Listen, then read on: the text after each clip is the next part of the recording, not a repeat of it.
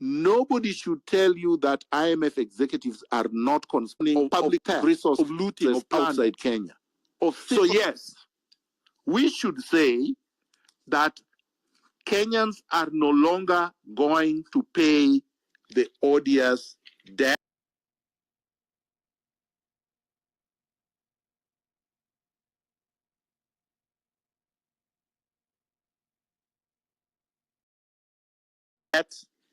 Which is illegal debt, that is not legitimate, money that was not brought to Kenya for development, and money that should go towards development is being diverted to pay artificial, mythical things that we don't even know how to call. They should not even be called odious debt.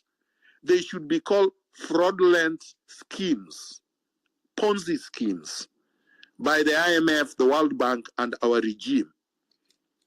Now, Felix made a comment about, I think that one I've already addressed, about Ruto staying up to 2027. I don't think we should allow him to. And I don't think anybody should imagine that that would happen. We should continue with the revolution the way it is. Then I believe, was it Wanjoroge or somebody, who said that we've already achieved what we fought for during the struggle for independence. Far from it. Wanjoroge, I would tell you that we did not get back our land. We did not get our independence. We had a flag and we have a national anthem, but beyond that, we don't have anything else. Our economy is still controlled largely by the Western interest, plus 1% of our oligarchs. But the citizens of Kenya do not have control over the economy. They don't have control over their politics. We do not have control over our culture anymore. We don't have control over our social affairs. We certainly don't have control over foreign affairs. We are dictated to by Washington and by London and Paris. So no, we don't have our country back. We never achieved any independence. So we should continue to struggle. Last thing I want to say, it is good that at least the leadership of the police have made announcements that they are not going to interfere with tomorrow's memorial concert, and that the gathering at Uhuru Park is not going to be interfered with. They are not going to load tear gas, and they are not going to shoot anyone. Well, we hope that they are not going to hire criminals to interfere with the citizens, because when the citizens gather in large numbers there, I think the citizens should put it as a duty that if any of the thugs are unleashed on them, they should punish those thugs. They should not run away, because these thugs are not going to be more than 100, and they should be punished, and we can actually try them and punish them ourselves. I don't believe that people like Sakaja should be allowed to attend and address this rally. He was responsible for hiring thugs that injured a lot of people last week. And he's been one of the people that have stolen and looted public resources without accountability. He's responsible for the mess that we are in. This should be a peaceful, safe space for the movement, for citizens struggling against impunity. And we cannot allow perpetrators of impunity to invade this space and try to turn it into a platform for perpetuating impunity. Finally, I think there is a propaganda, probably brought in by the NIS, that is trying to create a sophisticated division. Our focus should be on the national government for now, and the members of parliament that passed the punitive Finance Bill 2024. That way, we are not going to be diverted to the county governments. So let's forget about the Auditor General's report on the county governments for now, strategically. Let's focus our attention on Ruto and his regime and the members of parliament that passed this odious punitive finance bill 2024.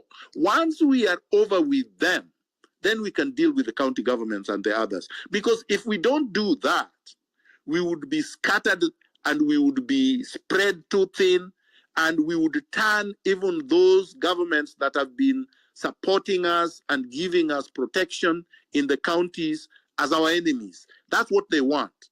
Focus on the national government, the Kenya Kwanza government. Let's bring it to its knees. Let's dissolve it, and then we can deal with other things later.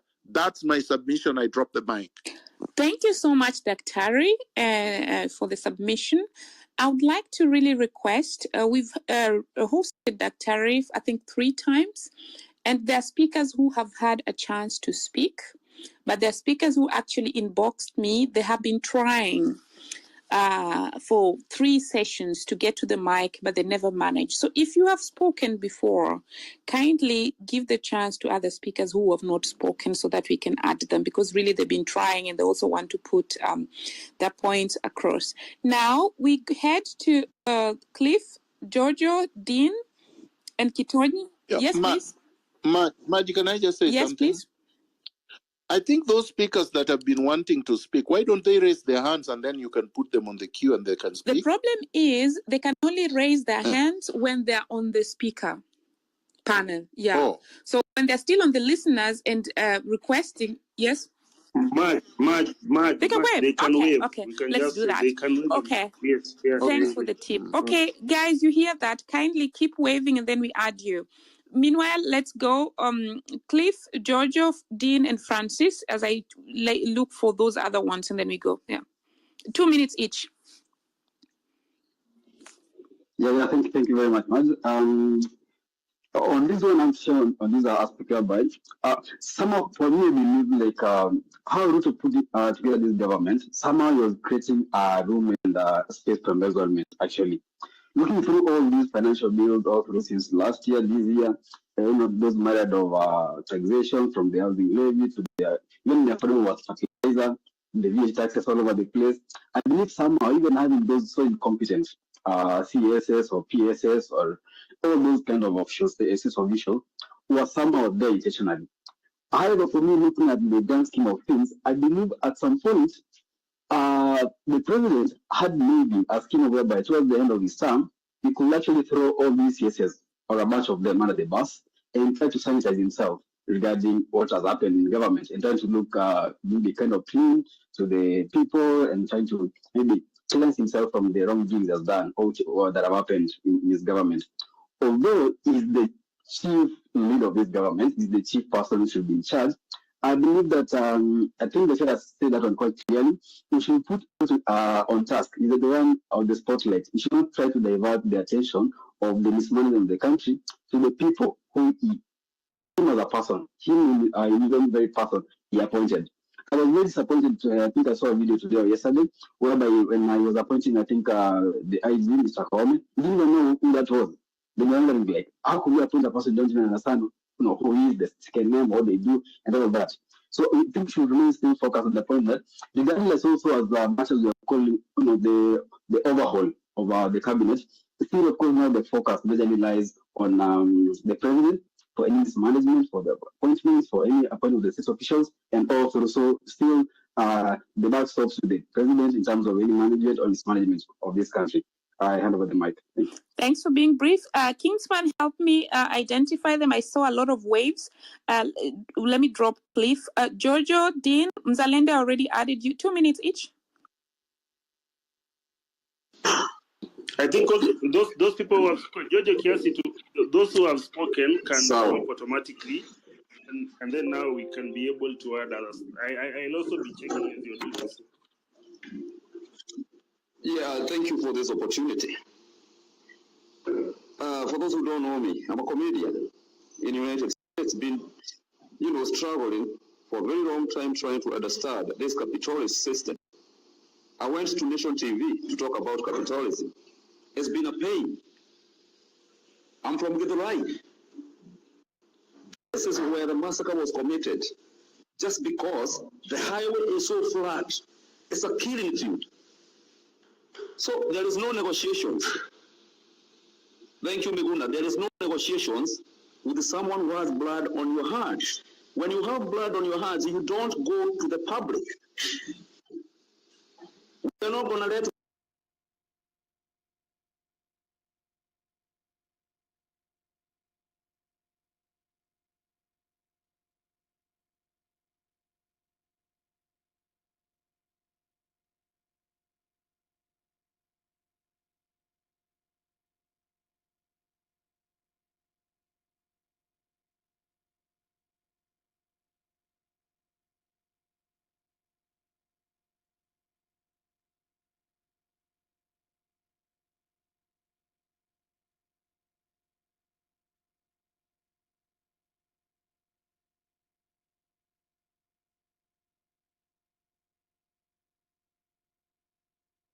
Yesterday, I laid out the points of creating a leaderless government. I even brought guns. Guess what we got? We got nuclear weapons. We got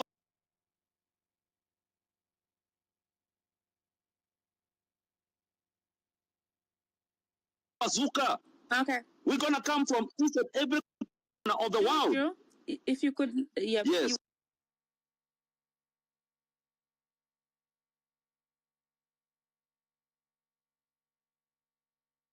It's always dropped by a miscop.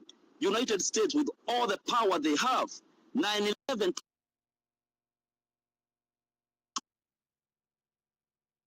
cutters and wires and fuck them up.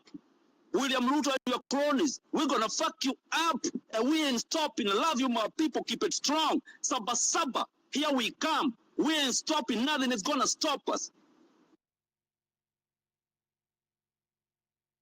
We are not scared of death because, you know. And Zalendo in that order.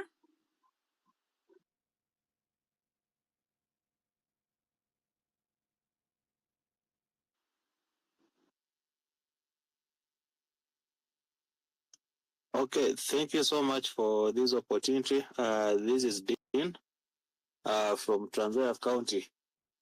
I want to appreciate Dr. Miguna for what he said, and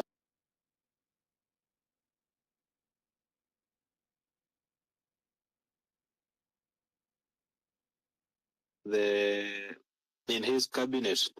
All his CSs are very incompetent, and they have mastered his art of lies. And if we want to succeed in this, listening to William Ruto is a very big waste of time, because he's a big liar, and he has mastered the art of convincing people. The moment you listen to him, CSs are all incompetent. We have the CS for health who comes from Trans Nzoia. She's a drunkard who is ever drunk here in Trans Nzoia. When they say that charity begins at home, we even thought that because she comes from home, she is going to partner and help the governor to even improve the health sector in Trans Nzoia. But it is pathetic. She is in turn, she has now joined Wetangula in even fighting the governor. So we need people who are going to stand up and make sure that we take the government, we take Kenya to the next level. The fact that we are being told day and night, I don't think that just the way Dr. Miguna said, we don't have any deaths. So yeah, I support what the GNC are doing. Sawa Dean, you've had because of time. It's okay. Thank you. Tulikuwa tunajua ni mlevi, umeconfirm, tunaanarifia wajaneni nyinyi mtakuja hapa na evidence ya chupa. Walevi mwachane, mtulete kwanza chupa hapa tuone. Let's not go to personal attacks. That is going to water down. Hey. Maj, I think Lexia has yes. been shouting so much in the space. Let's put it. Let's give her. Yeah. Lexia, but can please, you go? Let's not go into personal attacks here. That waters down there. Yeah, yes, Lexia, we can hear you, buddy. loud and good. All right, thank you. What I want to talk, about is, the topic of today, which is what next. And I've really been looking for this mic. And what I believe that we need to do is that, the people who are saying that we, retreat, we should not do that. The idea I have is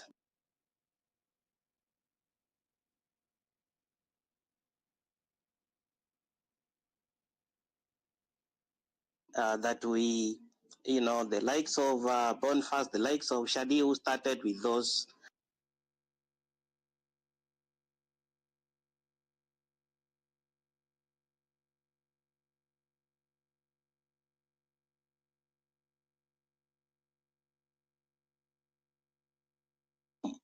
I'm giving an example of, the UN Avenue, which hosts the US Embassy, which hosts, UNEP.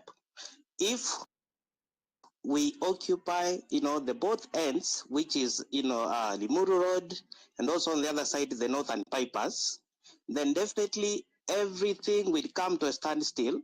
Nothing will take place at the US Embassy. Nothing will take place at UNEP. And this will call, the reason why I'm saying the US Embassy is because these are, the tyrant is the puppet. And you see, our policemen are now guarding, the embassy of, US in Haiti, which is really a sad situation. But if we occupy, it means that nothing is going to take place at the Australian embassy, which is there, at the Canada embassy, which is there.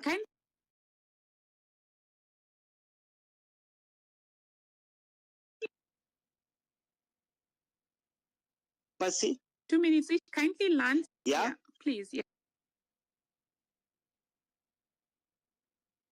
the tyrant to make sure that he's signed the bill by Tuesday, as he said, but not just appointing anybody, but anybody that we are going to allow to be in that, seat as the IBC chair, probably, William Tunga. So I believe if we change those, and anybody who can reach to, Boniface, anybody who can reach to, Shadi. I think we lost. Next speaker, please. Alexia, I think we lost you. Zalendo, and then Dr. If you want to chime, then you can go after Zalendo. Zalendo, 2 minutes.